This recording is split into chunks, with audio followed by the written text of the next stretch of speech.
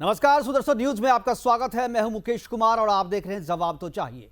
जवाब तो चाहिए में आज हम बात कर रहे हैं महाराष्ट्र में चल रहे राजनीतिक बवाल की। मुकेश अंबानी के घर के बाहर मिले विस्फोटक में तो कुछ भी धमाका नहीं हुआ, लेकिन उसके मिलने के बाद से राजनीतिक गलियारे में रोज विस्फोट हो रहे हैं और इस विस्फोट की जद में आने वाला मनसुख हिरेन की हत्या हो चुकी है। इसके अलावा एएसआई सचिन वजे की गिरफ्तारी हो चुकी है। मुंबई कमिश्नर परमवीर सिंह को पद से हटा दिया जाता है और परमवीर सिंह के ने प्रदेश के गृह मंत्री अनिल देशमुख पर प्रतिमाह 100 करोड़ की वसूली का आरोप लगाते हैं। वजह की डायरी से वसूली के डिटेल मिलते हैं। यहां एक बात गौर करने वाली है कि क्या यह मामला इतना तूल सिर्फ इसलिए पकड़ रहा है क्योंकि इसमें देश के सबसे बड़े उद्योगपति मुकेश अंबानी का नाम जुड़ा है। क्या मुंबई पुलिस वसूली उद्योग चलाती है? क्या कोरोना के कारण वसूली उद्योग में हुए घाटे को पाटने के लिए उद्योगपतियों को निशाना बनाया गया है? और क्या मुकेश अंबानी से पहले दूसरे उद्योगपतियों से भी वसूली की जा चुकी है या देश की आर्थिक राजधानी में उद्योगपतियों से भी वसूली की जाती रही है? ये सारे ऐसे सवाल हैं जिसका जवाब हम इस अपने प्रोग्राम में जानने की कोशिश करेंगे कि क्या वसूली का पैसा जो है सिर्फ पुलिस महकमे तक ही जाता है या इसके तार मंत्री और आला कमान तक जुड़े। इन सब पर चर्चा करेंगे, लेकिन चर्चा करने से पहले एक रिपोर्ट देखते हैं, उसके बाद अपने मेहमानों की चर्चा करेंगे। मेहमानों से आपको इंट्रोड्यूस कराएंगे, उसके बाद उनसे बातचीत आगे बढ़ाएंगे, लेकिन पहले देखते हैं एक रिपोर्ट।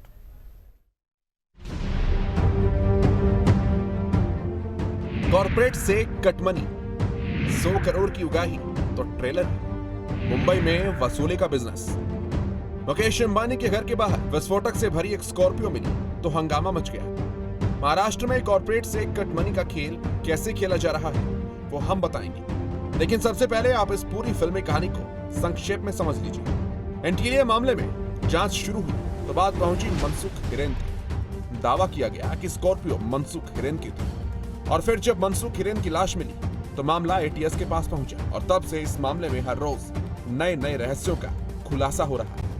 बात निकली तो जांच एनआईए के पास पहुंची। एनआईए ने मुंबई पुलिस के ही अफसर सचिन वाजे को गिरफ्तार कर दिया। इसके बाद कहानी में आया नया ट्विस्ट। महाराष्ट्र की उद्धव सरकार ने परमवीर सिंह का मुंबई पुलिस कमिश्नर के पद से तबादला कर दिया और तब परमवीर सिंह ने गृह मंत्री अनिल देशमुख पर 100 करोड़ की उगाही वाला आरोप लगाया। इसके बाद से ही कई तरह के सवाल खड़े हो रहे हैं। सवाल है कि क्या मुंबई में बिजनेस घरानों से कट मनी वसूली जा रही है या फिर वसूली जा रही थी?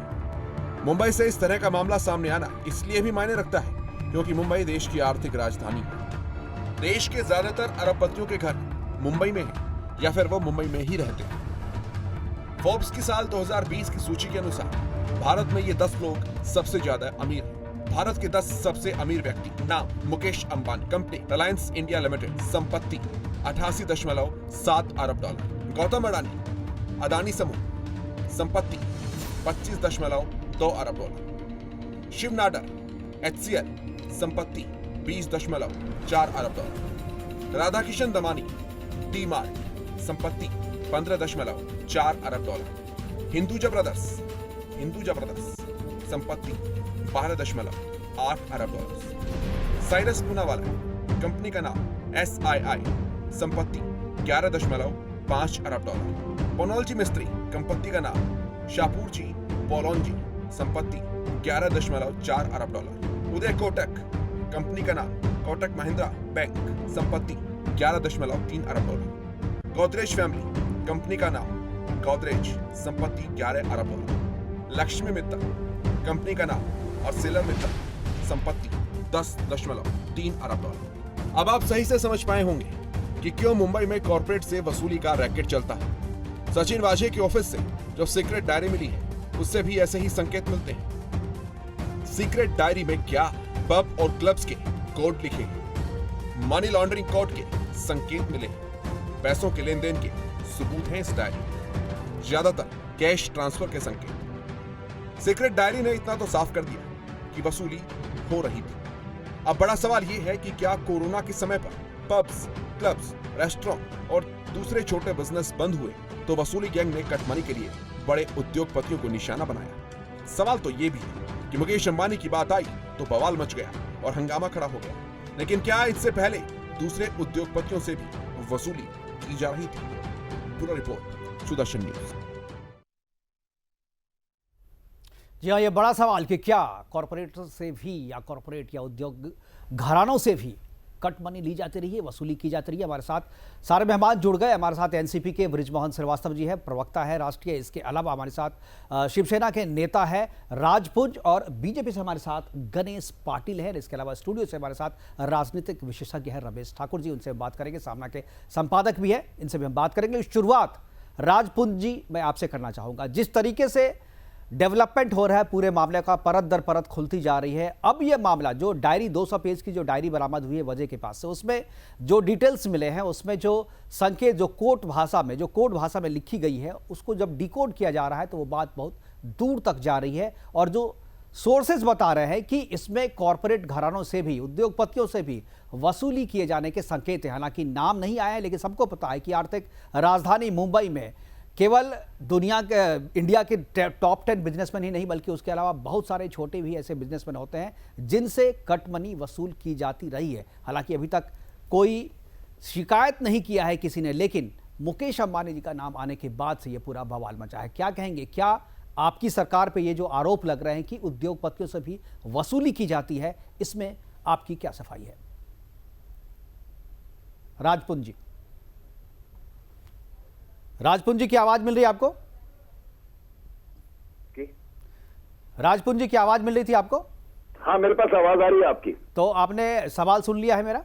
हाँ जी जी, मैंने सुन लिया है। लेकिन आप जिस प्रकार से ये आप बता रहे हैं कि आरोप लगा रहे हैं, तो अब देखिए, आरोप लगाना तो कोई बात नहीं, जो आरोप लगा रहे हैं उनकी अपना सोच होगी, उनका अपना विचार होंगे इस प्रकार से। लेकिन इस प्रकार की कोई ऐसा तथ्य नहीं है, इस प्रकार से कोई ऐसी जांच प्रणाली अगर जिस प्रकार से एनआईए जांच कर रही है तो उसमें कोई ऐसा तो नहीं पाया जा रहा कि वहां पर शिवसेना या महाराष्ट्र सरकार के प्रति कुछ ऐसा हो। बाकी कुछ लोग अगर ऐसा कुछ होंगे तो जांच चल रही है, उस पर विश्वास रखा जाए। हम यही कहेंगे कि विश्वास रखें, सब दूध का दूध और पानी का पानी अवश्य होगा। इस पे और इससे ज्यादा क्या कह सकते हैं?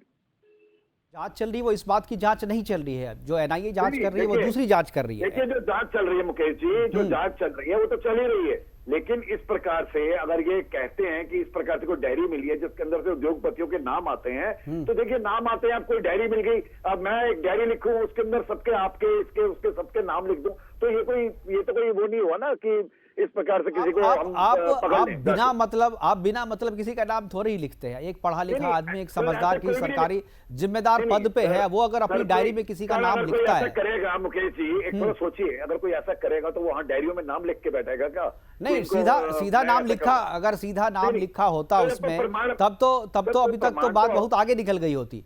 मुकेश जी, प्रमाण तो नहीं छोड़ेगा ना, कोई प्रमाण तो नहीं छोड़ेगा इस चीज का। नहीं तो उनको कहाँ पता था कि ये डायरी पुलिस के और एनआईए के हाथ लग जाएगी? ये सर, कोई ऐसा नहीं है, ये सब कहानियां हैं, ये चल रहा है। ये पाटिल साहब इसका अच्छी तरह जवाब दे पाएंगे, क्योंकि देखिए, जब से आपको पता महाराष्ट्र के अंदर हुआ, ये रोज एक नई कहानी है इनके लिए। इनको रोज एक नई कहानी मिल जाती है, कोई ना कोई बात मिल जाती है जिसके ऊपर ये डायरी मिली है। ये बात तो आप लोग, इस बात से तो आप लोग, डायरी है, इस बात से आप लोग सहमत हैं कि नहीं? डायरी मिली है? मैं सहमत हूँ। मैंने तो डायरी देखी नहीं, ना मुझे किसी ने दिखाई है कि डायरी कहाँ है। लेकिन हाँ, वो किसी के पास है, वो डायरी कहाँ गई, कौन उसको लेके आया, किसने उसको लिखा, ये सब जांच के अगर मिलेगी, अगर ऐसा होता है कि अगर मिलती है तो जरूर उसके ऊपर जांच होगी। नहीं, एनआईए ने तो सामने आकर के कहा है कि एक 200 पेज की डायरी मिली है। उस डायरी में जो तथ्य, बिल्कुल मैं आपकी बात समझ गया। अब हमारे बृजमोहन श्रीवास्तव जी, क्या आप भी इनकार करेंगे इस बात से कि जो डायरी में जो तथ्य लिखे गए हैं, जैसा कि राजपुंज कह रहे हैं कि कोई भी कुछ भी लिख दे, कोई फर्क नहीं पड़ता? बृजमोहन जी, जिस तरीके से राजपुंज जी कह रहे हैं कि जो डायरी मिली है, जो एनआईए कह रही है कि डायरी मिली है वजह के पास से, और उसमें जो डिटेल्स लिखे हुए हैं, जो कोड भाषा में, कूट जो कहते हैं ना, जो कूट भाषा में लिखी गई है, उसको डिकोड किया जा रहा है। उस डिकोड के तार जो है वो इस तरीके से आ रहे हैं कि उद्योगपतियों से भी वसूली की जाती रही है।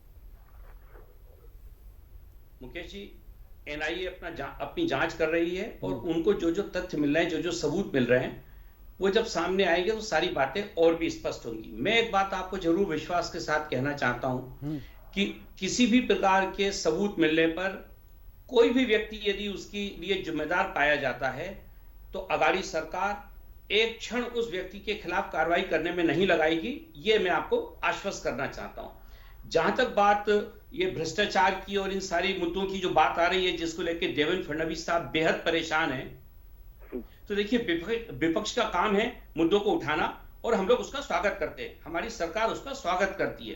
लेकिन हम ये भी देखते हैं कि जो लगाए गए आरोप हैं उनके तथ्य क्या हैं, उनकी गुणवत्ता क्या है, और वो किसी एक चीज तो उसके पीछे मंशा क्या है। नहीं, मैं आपकी बात से ही एक सवाल है कि आपने कहा कि अगर किसी पे आरोप लगते हैं तो तुरंत कार्रवाई होगी। परमवीर सिंह जी जो कमिश्नर थे मुंबई के, उनको हटा दिया गया उनके पद से, दूसरे पद पे उनको दे दिया गया, ट्रांसफर कर दिया गया उनको। तो आप उनको दोषी मान करके ट्रांसफर किए या उनको किसी और वजह से किया? और आज जब वो आरोप लगा रहे हैं तो कह रहे हैं कि वो बीजेपी के आदमी हैं, वो किसी से मिले हुए हैं, तो आप उनके खिलाफ कार्रवाई क्यों नहीं करते हैं? आपने ट्रांसफर कर देना या उस पद से हटा देना कोई सजा देना तो नहीं है। आप अगर मानते हैं कि वो दोषी हैं, जैसा कि अब आप कह रहे हैं जी कि जो उन्होंने मेल किया है, जो कोर्ट में गए, वो सारी बातें झूठी है, मनगढ़ंत है, तो अगर ऐसी बात है तो आप उनको सजा क्यों नहीं देते, उनको पद से क्यों नहीं हटाते? देखिए, ये फैसला सरकार को लेना है।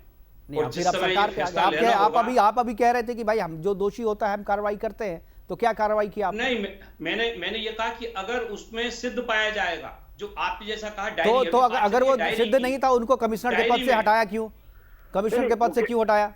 मैं बता रहा हूँ। देखिए, उनको नियुक्त किसने किया था? हमारी सरकार ने नियुक्त किया था। जब हमको लगा कि वो कोई गलती कर रहा है तो उसको हटाएगा कौन? उसको क्या तो ठीक है, आप अगर मानते हैं कि गलती अगर हुई है तो गलती की सजा वो है जो एक जगह से हटा के दूसरी जगह रख दो। गलती की सजा ये है। देखिए, मुद्दा सजा नहीं है। हमको पता लगा कि यहाँ पर ये ठीक ढंग से काम नहीं कर पा रहे, वरिष्ठ अधिकारी हैं, उनका मान सम्मान का ध्यान रखते हुए उसके अनुरूप उनको दूसरी जगह बैठा दिया। अच्छा, वो करप्ट हो, वो आरोपी हो, वो अपराधी हो, अगर वरिष्ठ है तो मान सम्मान रखेंगे आप। ठीक है, अच्छी बात कही आपने। गणेश पाटिल जी हमारे साथ है, बीजेपी के प्रवक्ता है। एक सेकंड आपकी बात का जवाब दे दूं। ये देश कानून से चल रहा है। वरिष्ठ अधिकारियों को किस प्रकार से हटाया जाए, किस प्रकार से उनको नियुक्ति दी जाए, इसके लिए डीओपीटी के डायरेक्शंस हैं, सुप्रीम कोर्ट के डायरेक्शंस हैं, उससे अलग हटकर आप नहीं कर सकते। ये तो जो पद से, कमिश्नर के पद से हटाया था, उस डायरेक्शन को फॉलो किया था आपने? उस डायरेक्शन को फॉलो करके हटाया था? 4 दिन लगे नहीं, वो टर्म पूरा नहीं हुआ। आप टर्म के बीच में आप हटाए, बिना किसी चार्ज के लगाए हटाया आपने। जो अगर आप गाइडलाइन की बात कर रहे हैं तो गाइडलाइन में ये साफ लिखा है कि जब तक कोई चार्जेस नहीं है उनको हटा रही। आपने हटाया सीधा, कोई चार्ज नहीं लगाया उसमें, कोई चार्ज लिखी चार्ज नहीं। गणेश पाटिल जी, इस आपकी बात का जवाब दे दूं जी। डीओपीटी का सेक्शन 7 ये बोलता है कि यदि किसी व्यक्ति के बारे में सारे लोग सहमत हो जाते हैं कि इसने कोई ऐसा काम किया है उसको हटाना जरूरी है, तो एक फैसला लेके आप उसको हटा सकते हैं उसी धारा के तहत। लेकिन ये सारी चीजें लिखित होती है सर, ये मौखिक नहीं होती है। ये सारी चीजें लिखित होती है, मौखिक नहीं होती है। आपके मामले इस मामले में कुछ भी लिखित नहीं है, सब मौखिक है, सब मौखिक है, कुछ भी लिखित नहीं है। सिर्फ ऑर्डर दिया गया था इसको हटाने का, ट्रांसफर करने का। आपने कोई इंक्वायरी नहीं की, आपने सरकार ने कोई इंक्वायरी नहीं करी थी। खैर, इस पे बात करेंगे, अभी हम इस पे बात नहीं कर रहे। हम अभी आज चर्चा कर रहे हैं कि उद्योगपतियों से भी वसूली हो रही थी, और ये जो पूरी डायरी है 200 पेज की, उस डायरी से इस बात के संकेत मिल रहे हैं कि मुंबई में, देश की आर्थिक राजधानी में मुंबई, जो कोरोना काल में जो वसूली पब और रेस्टोरेंट से नहीं कर पाई थी मुंबई पुलिस, उसकी भरपाई उद्योगपतियों से की जा रही थी। इस तरीके के संकेत मिल रहे हैं। कौन कौन है उद्योगपति, क्या क्या, ये भी हम बताएंगे आपको। गणेश जी से मैं जानना चाहूंगा, गणेश जी, जिस तरीके से कह रहे हैं एनसीपी के जो प्रवक्ता है बृजमोहन श्रीवास्तव जी, सहमत है आप उनकी बात से? अच्छा, मैं चल रही वो मैं सुन रहा हूँ जी। जिस तरह से चर्चा चल रही है वो यानी क्या बोलते हैं उसकी, जस्ट एक चेष्टा बोलकर चल रही है।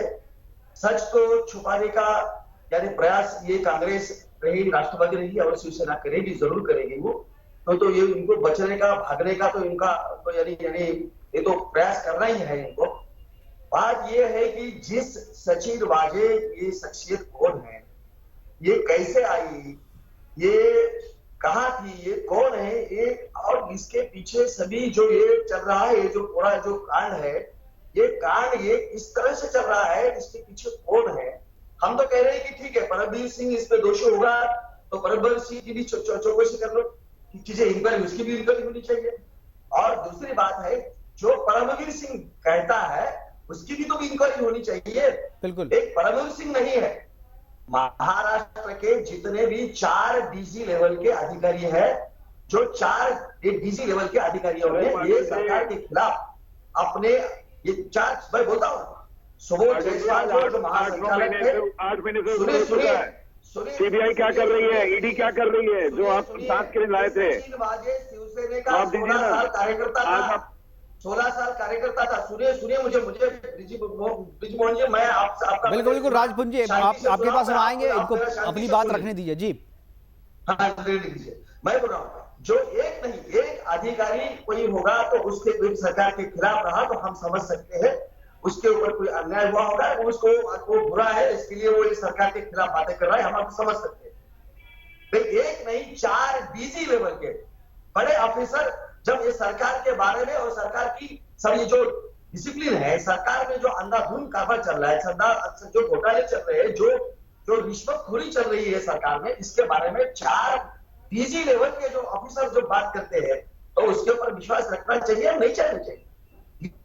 इस महाराष्ट्र की पुलिस इस स्कॉटलैंड के उसके साथ उसके कब्जे की जाती थी। आज ये पुलिस की प्रतिमा बहुत मलिन और गंदी गणेश जी, लेकिन ये तो ठीक है, इस आरोप प्रत्यारोप पे बहुत सारी बातें हो चुकी है गणेश जी, लेकिन मैं जो कह रहा हूँ जिस तरीके से डायरी में जो संकेत मिले हैं, मैं उस पर चाहूंगा जो आपकी उस पर क्या राय है कि डायरी में जो संकेत मिले हैं कि मुंबई के उद्योगपतियों से वसूली की जाती थी, क्योंकि नाम मुकेश अंबानी जी का जब आया तो उसके बाद से जो है ये पूरा मामला इतना तूल पकड़ा और सारी साजिशों की परतें जो है वो खुलने लगी तो इतना बवाल हुआ है। लेकिन जो दूसरे उद्योगपति जिनका नाम अभी सामने नहीं आया है, ये इस तरीके की जानकारी आ रही है कि उनसे वसूली की जा चुकी है, ये तार जो है ये कहां तक जाते हैं उसके बारे में मैं चाहूंगा जो आप बताएं। ये जिस तरह से ये सचिन वाजे का और मुकेश अंबानी के घर के सामने जो जिलेटी कांडिया का जो स्कॉर्पियो भरी गाड़ी वो मिली है, उसकी अभी इंक्वायरी तो शुरू है। एटीएस ने कल भी बताया है कि जो मनसुख हिरेन है इसकी हत्या, पहले तो सचिन वाजे ने उसने इनकार किया था कि मैं उससे मेरा कोई संबंध नहीं बोलते, लेकिन अभी यानी एटीएस का जो प्रमुख है जगजीत सिंह ने कहा है कि इसमें सचिन वाजे का यानी सहभाग है और ये हत्या में ये सचिन वाजे शामिल है, इसके वजह से वो हत्या इसकी क्यों हो गई है। तो ये गणेश जी, मैं सवाल जो पूछ रहा हूं उस सवाल पे आप भी नहीं आ रहे हैं। मुझे लगता है कि किसी भी राजनीतिक पार्टियों से इस तरीके के सवाल का जवाब देना शायद जो है उनके लिए मुश्किल हो रहा है। रमेश ठाकुर जी हमारे साथ है, राजनीतिक विशेषज्ञ है, वरिष्ठ पत्रकार है, उनसे मैं जानना चाहूंगा। रमेश जी, राजनीतिक पार्टियों को उद्योगपतियों से चंदा मिलना कोई नई बात नहीं है, चंदा तो मिलता रहता है, ये कोई सही है, लेकिन चंदा वसूली में कब तब्दील हो गया पता नहीं चला लोगों को। क्या आपको लगता है कि ये जो वसूली है, इस वसूली के तार पुलिस महकमे तक ही आकर के रुक गई, या इसकी सीलिंग जो है उसके ऊपर भी है, ये वहां से भी कहीं बाहर जाते, इसके तार कहाँ कहाँ? क्या आपको लगता है कि जिस तरीके से ये बातें जा रही है, डायरी में जो तथ्य मिल रहे हैं, उसके तार जिस तरीके से वसूली उद्योगपतियों से की जा रही वहां तक जा रहे हैं, क्या आपको लगता है कि वसूली का जो पैसा है वो सिर्फ पुलिस महकमे तक रहता है या इसके तार मंत्री और आला कमान तक भी पहुंचते हैं? नहीं, बिल्कुल नहीं। ये एक किसी नेता तक नहीं रुकते हैं, ना किसी मंत्री के पास तक रहते हैं, ये बहुत बड़ी चेन है। इसका बंदरबाट कोई एक नहीं होता, एक लंबी फहरिस्त होती है। लेकिन हो कुछ भी, मुझे लग रहा अब कहने सुनने को कुछ रहा नहीं। खाकी और खाकी का जो गठजोड़ रहा है, आरोप तो हमेशा से लगते रहे कि इनके बीच में बहुत कुछ होता है, लेकिन क्या कुछ होता है वो अब ये चीज़ें पता चलने लगी। लेकिन मुझे लग रहा अभी किसी मामले को लेकर हमें थोड़ा सा जजमेंटल नहीं होना चाहिए, प्रॉपर जांच होनी चाहिए इस मुद्दे को लेके। आज सुप्रीम कोर्ट में मामला पहुंचा, सुप्रीम कोर्ट ने सुनने से मना कर दिया। उन्होंने बहुत अच्छी बात कही कि पहला ये मामला निचली अदालत से होते हुए अगर आए तो अच्छी बात है, क्योंकि उसकी परतें पहले हाई कोर्ट में खुलनी चाहिए, वहाँ एक स्टेट गवर्नमेंट तक जानी चाहिए, ये चीज़ें सामने निकल के आनी चाहिए। लेकिन मुझे लग रहा है ये जो पूरा मामला हुआ है, पूरा जो एक्सपोज जिस तरीके से हुआ है मुकेश जी, ये सिर्फ महाराष्ट्र तक सीमित नहीं है जी, चाहे दिल्ली हो चाहे कोई भी हो, हर जगह ये सब होता है। अब होता क्या है, पॉलिटिकल पार्टियां के ऊपर जब इस तरह की जब आंच आती है, जब इस तरह के आरोप लगता है, वो साफ बच जाती हैं। वो क्या कहती हैं, इस चंदे का, इसका जो पूरा वसूली का नाम दे दें चंदा, कि जब उनके ऊपर कोई आरोप लगने लगता है कि आपने वहां से इतना लिया, फलाने से इतना लिया, तो ये कहते हैं कि चंदा। मुझे लग रहा है मुंबई में ये जो कहानी है वो आज से नहीं हो रही है। बिल्कुल, ये मुंबई नहीं है रमेश जी, मुझे लगता है ये केवल मुंबई नहीं है, मुझे लगता है कि हर जगह, आप अगर उत्तर प्रदेश की भी बात करें तो उत्तर प्रदेश में मायावती और पोंटी चड्डा के गठजोड़ का भी पता चला था लोगों को। बिल्कुल, 2G स्पेक्ट्रम का मामला, 2G स्पेक्ट्रम का मामला भी करीब करीब इसी तरीके का मामला है, जो उसमें भी उद्योगपति और राजनेताओं की जो गठजोड़ था, वो उस गठजोड़ को हुआ था और वहां भी दबाव डाल करके पैसे लिए और दिए गए थे, इसके सबूत भी मिले थे। महाराष्ट्र में जो भूचाल आया है उसके बाद कौन सी राजनीतिक सियासत चल रही है वहां पे, और सियासत के कौन से खेल वहां पे चल रहे हैं, और बीजेपी किस तरीके तरीके से अपना समीकरण साधने में जुटी हुई है। कुलकर्णी जी, मैं आपसे ये सवाल जानना चाहता हूं, बीच में भी ब्रेक पे जाने से पहले भी मैं पूछ रहा था कि जिस तरीके से ये संकट छाया हुआ है महाराष्ट्र की सियासत में, क्या बीजेपी अपने लिए मौका तलाश रही है? क्या सरकार, हमारे पास हमारे जो सोर्सेज हैं वो बता रहे हैं कि जो विधायक अभी नाराज चल रहे हैं, चूंकि अभी बृजमोहन श्रीवास्तव जी ने भी कहा और राजपुंज भी इस बात को मानते हैं कि सरकार को कहीं ना कहीं डेंट लगा है इस पूरे प्रकरण से, और जो विधायक अगली बार सिर्फ चुनाव इस बूते पर लड़ते हैं कि सरकार ने अच्छा काम किया है, उन विधायकों को लग रहा है अगर यही चीज चलता रहा तो शायद अगला चुनाव जीतना उनके लिए मुश्किल हो जाएगा। और ऐसे ही कुछ विधायक हैं जो बीजेपी के संपर्क में है। अजीत पवार, धनंजय मुंडे का जो गुट था, जो पहले भी बीजेपी के साथ आकर के एक खेल चल चुका था, क्या आपको लगता है कि पर्दे के पीछे से फिर से उसी तरीके की खेल खेलने की कोशिश की जा रही है बीजेपी की तरफ से? जी, आप पत्रकार हैं और इन बातों का विश्लेषण करना जी, ये आपका अधिकार है, आपने वो करना भी चाहिए, आपके सोर्सेज भी होते हैं। हम भारतीय जनता पार्टी के नाते हम हमारे तरफ जो भी भूमिका यहाँ पर आई है वो प्रतिपक्ष की आई है, और प्रतिपक्ष का काम है कि जो भी सरकार होगा वो सरकार ने जनता के हित में काम करना चाहिए, और उस काम के लिए हम हमारी जो भूमिका प्रामाणिकता से उसका हम निर्वहन कर रहे हैं। एक बात तय है कि ये पूरे साल में हमने पूरा इनको काम करने का मौका दिया, लेकिन हर बार हर विषय पर ये केंद्र को बदनाम करते हैं, राजनीति मत करो ऐसा बोलते हैं। कुछ भी अगर सरकार के खिलाफ आप बात करने जाओ तो ये लोगों को महाराष्ट्र द्रोही तय करते हैं, यानी इनसे कुछ होता नहीं है। और इसके बावजूद ये पूरे जग का ज्ञान बांटने वाले महाआघाड़ी के ये तीनों भी पार्टियां यहाँ पर इकट्ठा हुई है, इनसे कोई कुछ भी नहीं होता है। आप अगर देखेंगे तो पूरे महाराष्ट्र में कोरोना सबसे ज्यादा है, महाराष्ट्र में कोरोना सबसे ज्यादा है, पूरे देश में मृत्यु की संख्या सबसे ज्यादा है। कोरोना में सबसे सर्वाधिक भ्रष्टाचार अगर कहीं हुआ होगा वो महाराष्ट्र में हुआ है। कानून और सुव्यवस्था की धज्जियां उड़ा दी है इन लोगों ने। क्वारंटाइन सेंटर में बलात्कार होते हैं। लेकिन क्या ये जो खबर आ रही है कुलकर्णी जी, ये जो खबर आ रही है कि करीब 30 से 35 विधायक बीजेपी के संपर्क में है, इस पर क्या कहेंगे? क्या सच्चाई, क्या सही में बीजेपी कुछ कर रही है ऐसा? नहीं, ऐसा नहीं है। ऐसा है कि महाविकास आघाड़ी के स्वाभाविक है कि अगर पूरी जनता अगर महाविकास आघाड़ी पे नाराज है तो उनके आमदारों को लगता होगा, तो इसका मुझे कोई पता नहीं है। लेकिन हमारा काम है, प्रतिपक्ष के नाते हम हमारा काम करते रहेंगे। हम इस सरकार को जनता के हित में काम करने के लिए बाध्य करेंगे, और अगर ये नहीं कर पाए तो इन्हें कुर्सी छोड़ने के लिए भी बाध्य करेंगे। तो कुर्सी छोड़ देंगे तो कुर्सी पर तो आपको जब नंबर होंगे तभी बैठेंगे ना, वही तो मैं पूछ रहा हूं। क्या वो नंबर जुगाड़ रहे हैं आप? क्या वो नंबर जुगाड़ने, नंबर जमा करने की कोशिश जारी है? नहीं भाई साहब, मैंने आपको बहुत स्पष्ट रूप से कहा है नहीं तो कुर्सी छोड़ देखिए सर, कुर्सी अगर किसी से छुड़वाइएगा तो कुर्सी पे बैठना भी तो पड़ेगा ना। ऐसा है कि कुर्सी में तो बैठना भी पड़ेगा, बैठेंगे तो जिनके पास नंबर होगा वही बैठेंगे ना। वैसे भी देखा जाए तो ये जो सरकार बैठा हुआ है, ये सरकार कोई महाराष्ट्र के जनता ने चुना हुआ सरकार नहीं है।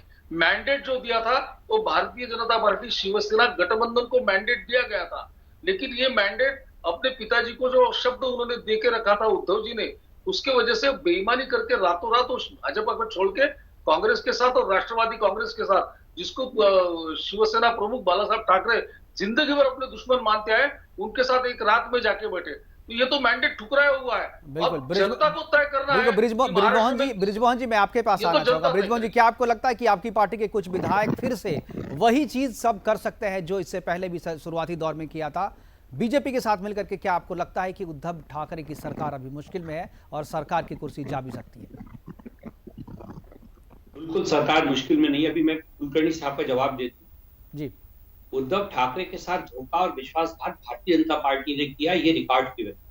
जहां बाला साहब के कमरे में जहां पूरी चर्चा हुई थी बीजेपी के नेताओं, मुझे लगता है शिवसेना की बात करने के लिए राजपुंज है यहाँ पे। राजपुंज जी बोलेंगे ज्यादा। आप अपनी पार्टी के बारे में बोलिए बृजमोहन जी। ये बिल्कुल झूठ बात, सुनिए, ये बिल्कुल झूठ बात है। बिल्कुल झूठ बात कहना चाहता हूं। अजीत पवार, धनंजय मुंडे के बारे में कहा जा रहा है कि फिर से गुप्त बैठकें हो रही है, बीजेपी के नेताओं के साथ मीटिंग हो रही है, नए सियासी समीकरण साधे जा रहे हैं, सरकार संकट में है। उद्धव ठाकरे कहते हैं ये सच और हम कहते हैं वो झूठ। सत्ता मोह इतना मत कीजिए, सारा देश जानता है कि क्या करना चाहिए। जो सच है, सच है, क्या बुरा है? नहीं, सच तो ये भी है ना, सच तो ये भी है जो गुप्त बैठकें हो रही है बीजेपी के लोगों, जो आपके एनसीपी और शिवसेना के विधायक बीजेपी के साथ। मैं आपको स्पष्ट कर दूं, आपको 1 मिनट, बस मुझे 1 मिनट दीजिएगा जी। देखिए कि हर किसी काम के पीछे किसी आदमी का कोई इंटेंशन होता है, एक मोटिव होता है। आज फडणवीस साहब का मोटिव क्या है? फडणवीस साहब का मोटिव है कि उनकी अपनी पार्टी की जो विधायक जी अगाड़ी सरकार की कार्यप्रणाली को देख रहे हैं बहुत करीब से, वो समझ रहे हैं कि ये सरकार 3.5 साल भी चलेगी और उसके बाद भी प्रदेश की जनता 5 साल के लिए भी इसको चुनेगी। उनको अपने भविष्य को लेकर चिंता हो गई है। अभी आपने हाल में देखा, जलगांव में पूरी की पूरी जो भारतीय जनता पार्टी की परिषद थी, उसने भारतीय जनता पार्टी को छोड़ के शिवसेना को ऑप्ट कर लिया, शिवसेना के साथ चली गई। और ये महाराष्ट्र के हर जिले में हो रहा है, हर मोहल्ले में हो रहा है। ब्रिजमोहन जी, पार्टी के ब्रिजमोहन जी, क्या आप भी शिवसेना जा रहे हैं? मुझे लगता है राजपुंज जी बैठे हैं, ये बात राजपुंज जी के मुंह से मैं सुनना चाहता हूँ। आपने प्रश्न तो मुझसे पूछा नहीं सर, मैंने सवाल नहीं पूछा, आप कुलकर्णी जी की बात का जवाब दे रहे थे। मैं ये कह रहा हूँ, क्या आपके विधायक आपके साथ हैं, एकजुट हैं? बिल्कुल नहीं, हमारे विधायक, खाली मैं अपने विधायकों की बात नहीं कर रहा, मैं तीनों पार्टियों के विधायकों की बात कर रहा हूँ, तीनों पार्टियों के नेताओं की बात कर रहा हूँ। सबों में बहुत अच्छा सामंजस्य है, वो सब एक दूसरे के साथ कंधा से कंधा मिलाकर काम कर रहे हैं प्रदेश के हित के लिए। एक भी आदमी अपनी जिम्मेदारी से पीछे नहीं हट रहा है। मतलब ये जो करप्शन के चार्जेस लगे हैं, 100 करोड़ की वसूली का जो मामला आ रहा है, इसमें सब लोग मिले हुए हैं। देखिए, इसकी जांच होगी। ये एक, चूंकि एक ऑफिसर ने अगर आरोप लगाया है तो जांच तो होने दीजिए। जी बिल्कुल बिल्कुल, जांच होनी चाहिए, बिल्कुल। अभी तक उन्होंने खाली उन्होंने 6 पेज का 8 पेज का खत लिख दिया, 8 पेज का खत लिख नहीं, दिया। सरकार को कोई खतरा नहीं, लेकिन सरकार के, आपकी सरकार के वैसे विधायक जो सरकार में मंत्री नहीं है या जिनके पास कोई पद नहीं, उन्हें तो लग रहा है कि सरकार पे डेंट हुआ है, सरकार की इमेज जो है वो खराब हुई है। और अगर यही इमेज रही, यही बात रही, तो अगला चुनाव जीतना मुश्किल हो जाएगा। इसका कोई आधार नहीं है, इसका कोई आधार नहीं है। आप कैसे कह सकते हैं इसका? अब 100 करोड़ की वसूली का मामला है, आपके अधिकारी जो है, डायरी मिल रही है, 200 पन्ने की डायरी में एक एक चीज किससे कितना वसूला गया है, वो सारी डिटेल्स हैं उसमें। देखिए, डायरियां दिखा रहे हैं या कुछ भी कर रहे हैं, बिल्कुल कोई बात नहीं कर रहा। बोलिए। ब्रिजमोहन जी को मेरा एक सवाल है जी। ब्रिजमोहन जी, आज तक के परमवीर सिंह किसने नियुक्त किए थे वहां पर? हम लोगों ने। किसके अधिकारी थे परमवीर सिंह ने? हमारे अधिकारी। किसने किया था? उन्होंने गलती किया था, जब हमारे अधिकारी थे, हमने नियुक्त किसने किया था? गलती करेंगे, आपने किया था। जब गलती करेंगे हटाएगा कौन? और हटाएगा कौन? हटाने के लिए क्या बीजेपी आएगी? कार्रवाई क्यों नहीं की? परमवीर सिंह पे कार्रवाई क्यों नहीं हुई? कार्रवाई नहीं होगी, आप देखिए क्यों नहीं होगी ना, टीवी पर जाके क्यों बोल रहे अनिल देशमुख? और अनिल देशमुख जी को बचाने के लिए शरद पवार सामने आ रहे हैं। बिल्कुल। और शरद पवार जी को सुनिए, शरद पवार जी के हाथ में झूठे कागज थमाए गए। गलत है, बिल्कुल गलत बात है। झूठे कागज थमाए गए, झूठे कागज नहीं, झूठे कागज थमाए गए उनके हाथ में। उद्धव ठाकरे जी क्यों नहीं सामने आ रहे? अनिल देशमुख जी को बचाने के लिए उद्धव ठाकरे क्यों नहीं सामने आ रहे? अब उद्धव राजपुंज जी कुछ बोलना चाह रहे हैं, एक बार कुलकर्णी जी और ब्रिजमोहन जी, राजपुंज जी बोलेंगे जी। राजपुंज जी बोल दूं, देखिए शरद पवार जी इस देश के बहुत गंभीर नेता हैं, बहुत गहरे नेता हैं, उनकी गहराई का आप अंदाज नहीं लगा सकते। उनके एक नहीं, लेकिन ब्रिजमोहन जी जो बातें शरद पवार जी ने कही, उन्होंने कहा कि उनको जो सूचना दी गई है उसके आधार पे बोल रहे हैं। बीजेपी कह रही है कि सूचना गलत दी गई।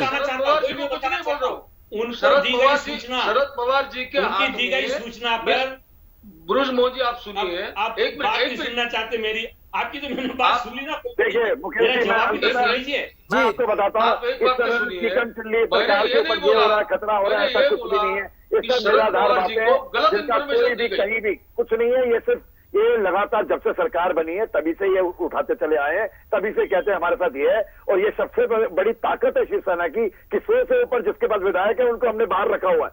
ये शिवसेना की ताकत है। ये ताकत नहीं होती है, ये बना लीजिए सरकार, समझौता होता है। सरकार बनाइएगा, सरकार बना के नहीं, ये ध्येयवाद के साथ समझौता होता है। यही है। हिंदुत्व अगर आप धोखा करेंगे तो यही होगा सर। अरे ये गलत करेंगे तो यही होगा सर। अरे सरेंडर हुए, अगर गलत करेंगे तो यही होगा। आप ऐसे मत करिए, गलत होगा तो यही होगा। पूरा देश जानता है कुलकर्णी जी, आपके जोर और चिल्लाने से कुछ नहीं होगा। पूरा देश जानता है सर, पूरा देश। मतलब राजपुंज जी ये कह रहे हैं कि आपके विधायक आपके साथ बिल्कुल एकजुट हैं, आपके कोई भी विधायक बीजेपी के संपर्क में नहीं है? कुछ नहीं है, सब उड़ाई हुई बातें हैं सर। कोई सच्चाई नहीं है। किसी प्रकार से कोई खतरा नहीं है हमारी सरकार को, किसी प्रकार नहीं नहीं, आप बिल्कुल बिल्कुल आपको खतरा नहीं है।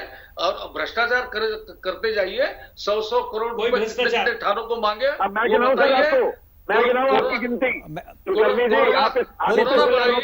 किसी के ऊपर कोरोना बढ़ाइए, बिल्कुल, लेकिन मैं गिनाऊं नहीं, राजपूत बिल्कुल कर लीजिए। और ब्रिजमोहन श्रीवास्तव जी, हमारे पास समय की कमी है, हमारे पास समय की कमी है, प्रोग्राम को यहीं पर वाइंड अप करना पड़ेगा। हमारे जितने भी मेहमान हमारे साथ जुड़े, आप सभी का बहुत बहुत शुक्रिया, बहुत बहुत धन्यवाद हमारे साथ जुड़े और अपनी बातें आपने हमारे साथ साझा की, इसके लिए बहुत बहुत शुक्रिया। तो इस पूरे प्रकरण के बाद जो है महाराष्ट्र सरकार पे, हालांकि जो एनसीपी और राजपूत जो कि शिवसेना के हैं, उनका कहना है कि किसी भी तरह का कोई खतरा नहीं, लेकिन जो सूत्र बता रहे हैं उसके मुताबिक इन दोनों पार्टियों के विधायक बीजेपी के संपर्क में हैं, गुप्त बैठकें की जा रही हैं और अगर इसी तरह चलता रहा तो 30 से 35 विधायक जो कि बीजेपी के संपर्क में हैं, वो पूरा खेल जो है वो बदल सकते हैं और महाराष्ट्र की राजनीति में एक नया भूचाल ला सकते हैं, सरकार भी जा सकती है। फिलहाल अभी के लिए इतना ही, दीजिए इजाजत, नमस्कार।